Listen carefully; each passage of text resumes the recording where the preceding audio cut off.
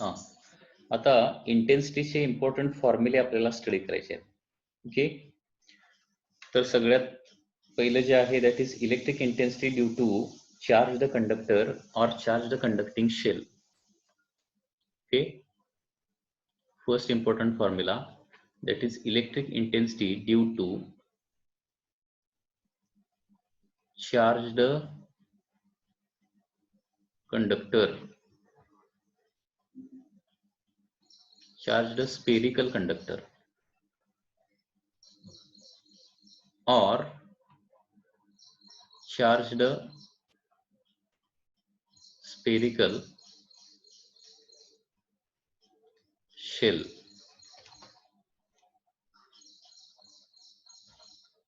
म्हणजे सपोज एक spherical conductor आहे, कंडक्टर तो चार्ज आहे आणि तो हॉलो आहे किंवा सॉलिड आहे. कसं आहे, जे हॉलो असू दे नाहीतर सॉलिड असू दे.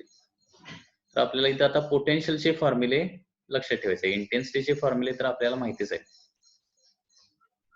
ओके, इंटेन्सिटीचे फॉर्म्युले तुम्हाला पाठ पाहिजेत. हा स्पेरिकल कंडक्टर आहे, चार्जड स्पेरिकल कंडक्टर किंवा चार्जड स्पेरिकल शेल, म्हणजे हॉलो किंवा सॉलिड दोन्हीपैकी कुठलाही आहे. आणि कंडक्टर आहे. आता कंडक्टर असल्यामुळे काय होतंय, दिलेला सगळा चार्ज जो आहे तो सरफेसवर जाऊन स्टोअर होतो. ओके, कंडक्टर असल्यामुळे काय होणार आहे, दिलेला सगळा चार्ज जो आहे तो त्याच्या सरफेसवर जाऊन स्टोअर होणार, आतमध्ये स्टोअर होत नाही. त्याच्यामुळे आपण इंटेन्सिटीचं काय काय बघितलं होतं बघा. इन साइडला इंटेन्सिटी काय होती, 0.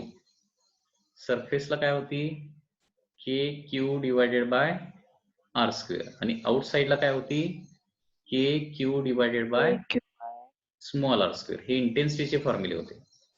आता पोटेन्शियलचे फॉर्म्युले काय येणार आहे, तर आतमध्ये पोटेन्शियल असणार आहे k q divided by capital R आतमध्ये. सरफेसला काय असणार आहे, k q divided by capital R. आणि आउट साइडला असणार आहे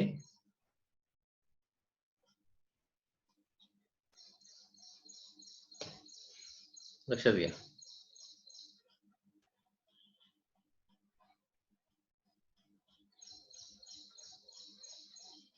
पोटेन्शियल इनसाइड, पोटेन्शियल इनसाइड काय असतं, k q divided by capital R. सरफेसला काय असणार आहे, V on the surface, k q divided by capital R. आणि आउट साइडला काय असणार आहे, k q divided by small r. असे 3 फॉर्म्युले आहेत.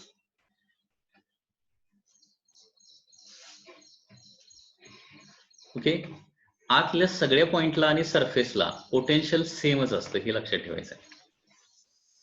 आणि सेम का असतं याचं रिझन बघा.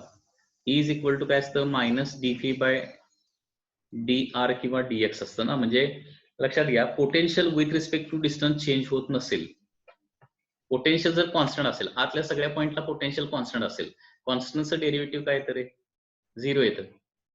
म्हणजे इंटेन्सिटी, आतल्या सगळ्या पॉइंटला इंटेन्सिटी जर काय असेल 0 असेल, तर त्याचा मिनिंग काय होणार, आतल्या सगळ्या पॉइंटला पोटेन्शियल काय असणार आहे, सेमच असणार आहे. लक्षात येते. म्हणजे हे एक लक्षात घ्या, E is equal to minus dphi by dr. याचा दुसरा एक मिनिंग आहे. दुसरा एक मिनिंग काय लक्षात घ्या, जर potential with respect to distance change होत असेल तरच इंटेन्सिटी असते. तर दुसरा मिनिंग काय आहे, जर potential with respect to distance change होत असेल, म्हणजे dv बाय dr असेल तरच काय असणार आहे, इंटेन्सिटी असणार आहे. जर फी कॉन्स्टंट असेल, फी काय असेल, कॉन्स्टंट असेल, म्हणजे with respect to distance phi change होत नसेल, तर त्या ठिकाणी इंटेन्सिटी काय असते, 0 असते. आता आतल्या साईडला इंटेन्सिटी काय असते, स्पेरिकल कंडक्टरच्या आतमध्ये इंटेन्सिटी 0 असते.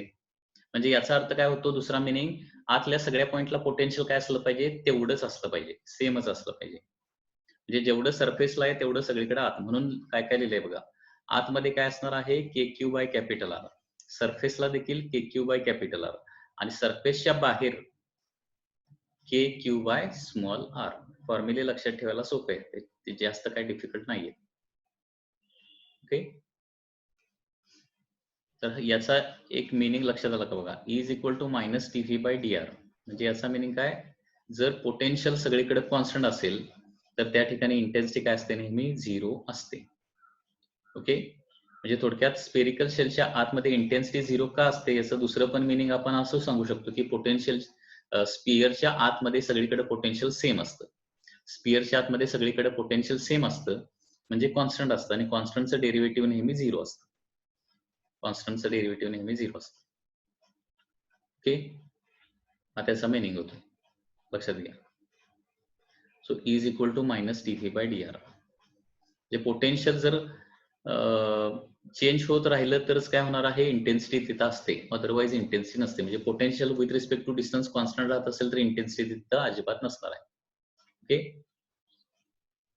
त्याचबरोबर इंटेन्सिटीच्या डायरेक्शन पोटेन्शियल काय होतं, कमी कमी कमी होत जातं. याचा दुसरा मिनिंग नेगेटिव्ह साइनचा मिनिंग काय होतो, तर इंटेन्सिटीच्या डायरेक्शन पोटेन्शियल कमी कमी कमी होत जातं. म्हणजे सपोज असं सांगितलं तुम्हाला, ए पॉइंटला पोटेन्शियल आहे 10 व्होल्ट, बी पॉइंटला पोटेन्शियल आहे 20 व्होल्ट आणि सी पॉइंटला म्हणजे एका लाईनवरचे 3 पॉइंट्स आहेत एबीसी, सी पॉइंटला पोटेन्शियल आहे 30 व्होल्ट. तर इलेक्ट्रिक फील्ड कुठल्या डायरेक्शन असणार आहे, ए टू सी का C to A? Electric field कुठल्या डायरेक्शन असणार आहे? C to A. C to A असं इलेक्ट्रिक फील्ड असणार आहे. जे पोटेन्शियल इलेक्ट्रिक फील्डच्या डायरेक्शन पोटेन्शियल काय होतं, कमी होत जातं, किंवा पोटेन्शियल ज्या डायरेक्शन कमी होत जातं त्या डायरेक्शन इलेक्ट्रिक फील्ड किंवा इलेक्ट्रिक इंटेन्सिटी असते. हे नेहमी लक्षात ठेवायचं. कारण लक्षात घ्या, चार्जच्या जवळ पोटेन्शियल जास्त असणार ना आणि दूर पोटेन्शियल काय असणार, कमी असणार. म्हणजे चार्ज पॉइंट चार्ज जो आहे तो लेफ्ट हँड साइडला असणार का राईट हँड साइडला असणार? चार्ज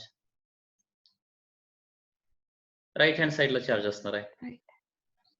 चार्ज हा राईट हँड साइडलाच असला पाहिजे, तरच काय होणार, जवळच्या पॉइंटला पोटेन्शियल म्हणजे 30 व्होल्ट हे जास्त आहे ना, 20 व्होल्ट कमी आहे आणि 10 व्होल्ट त्याच्यापेक्षा कमी आहे. म्हणजे हे सी हा पॉइंट क्लोज असला पाहिजे, बी त्याच्यापासून दूर असला पाहिजे, ए आणखी दूर असला पाहिजे. म्हणजे क्यू हा चार्ज काय असला पाहिजे, left hand side right hand साइडला असला पाहिजे. आणि राईट हँड साइडला चार्ज असेल तर intensity is away from that charge ना. सो इंटेन्सिटी काय असणार आहे, टुवर्ड्स लेफ्ट असणार. तर ही एक गोष्ट लक्षात ठेवायची. So potential decreases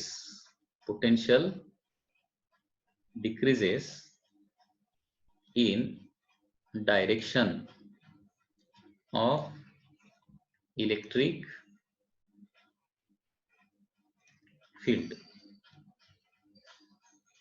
field or electric intensity.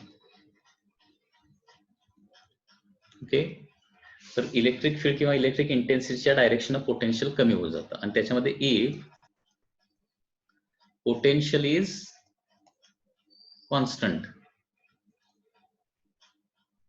With distance, okay, potential जर कॉन्स्टंट असेल विथ रिस्पेक्ट टू डिस्टन्स, म्हणजे ए पॉइंटला गेलो पोटेन्शियल तेवढंच आहे, बी पॉइंटला गेलो पोटेन्शियल तेवढंच आहे, सी पॉइंटला गेलो पोटेन्शियल तेवढंच आहे, असं जर असेल तर काय होणार आहे, if potential is constant with distance then electric field किंवा इलेक्ट्रिक इंटेन्सिटी काय असणार आहे, 0 इज 0 ऍट दॅट पॉइंट. या काही गोष्टी लक्षात ठेवायचं आहे. आजचं लेक्चर आपण इथंच एंड करतोय. Okay, bye, have a nice day.